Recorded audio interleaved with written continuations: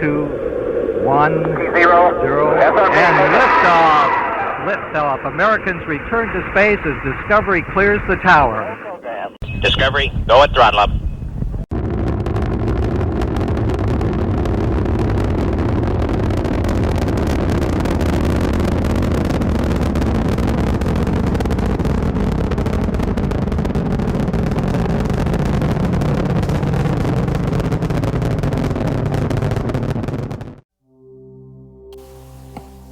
Hello subscribers and hello YouTube viewers. On this occasion we're in North Geelong once again and I am parked up on Corio Quay Road. So if you're looking for this location, just type in that road on your Google Maps and that's where I've parked up. This is now going to be the new location for the Spirit of Tasmania, which is the ferry that runs from Devonport and now it'll be to Geelong instead of Station Pier in Port Melbourne.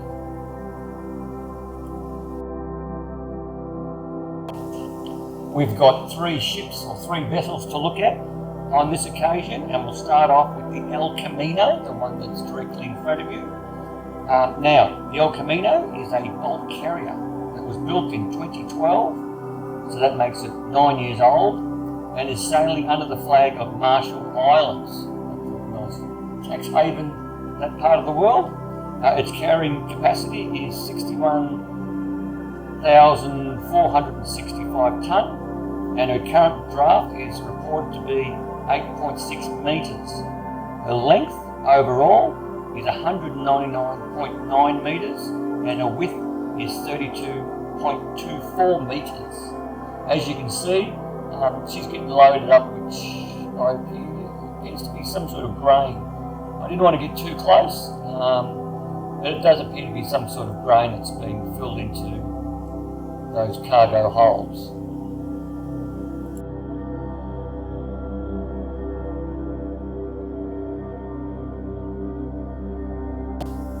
The vessel to the right there, the red and white one, that is called the Siam Topaz. I haven't pronounced it correctly, I apologise. And it's an offshore supply ship that was built in 2010, so that's 11 years old, and is sailing under the flag of Norway. A long way from home. The carrying capacity is 4,250 tonne, and her current draft is reported to be 7.7 metres. Her length overall is 91 metres, and her width is 22.04 metres.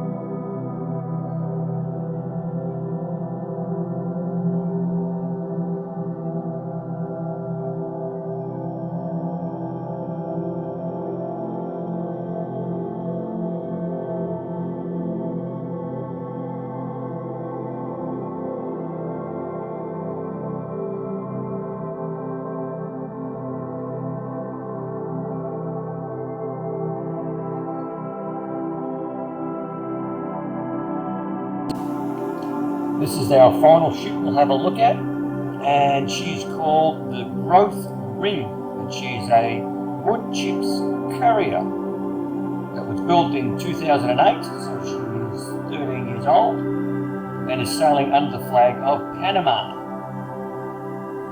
Its carrying capacity is 60,475 tonne, and her current draft is reported to be 9.7 metres. Her length overall is 210 metres, and her width is 36.5 metres. Looks like she's getting prepared to be either unloaded or loaded, I have no idea. But there she is.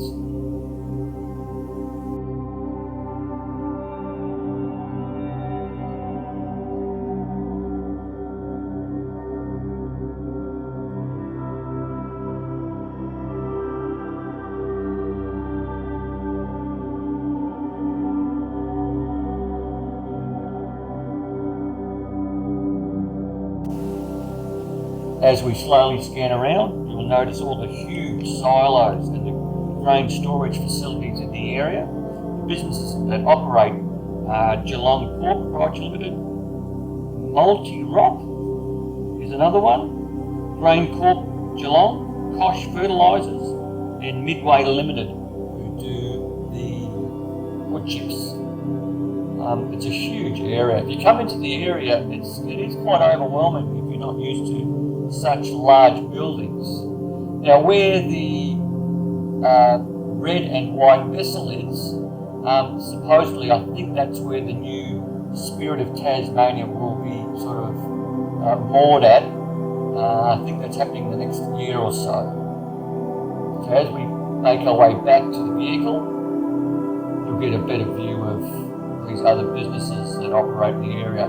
That is a train line that brings in, unloads, and loads, I guess, whatever comes in by the vessels.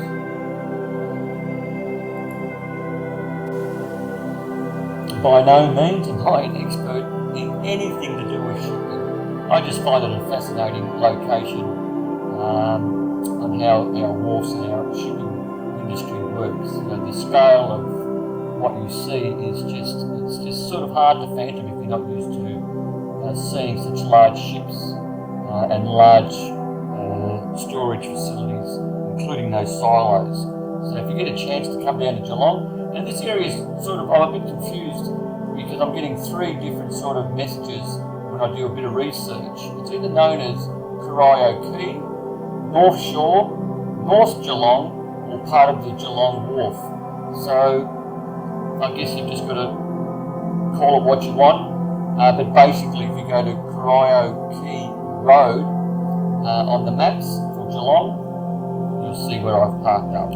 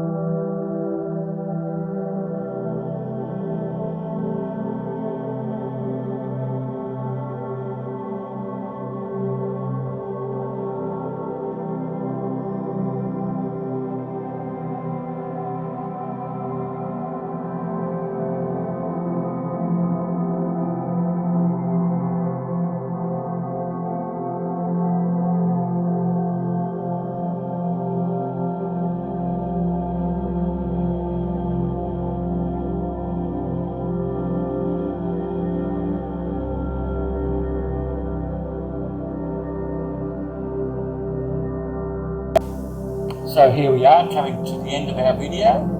Once again, by all means, give us a thumbs up, please subscribe, and stay safe. And most importantly, commute safe as well. And thank you for watching. Bye for now. Wheel stop. Roger, wheel stop, Discovery. Welcome back. A great ending to the new beginning.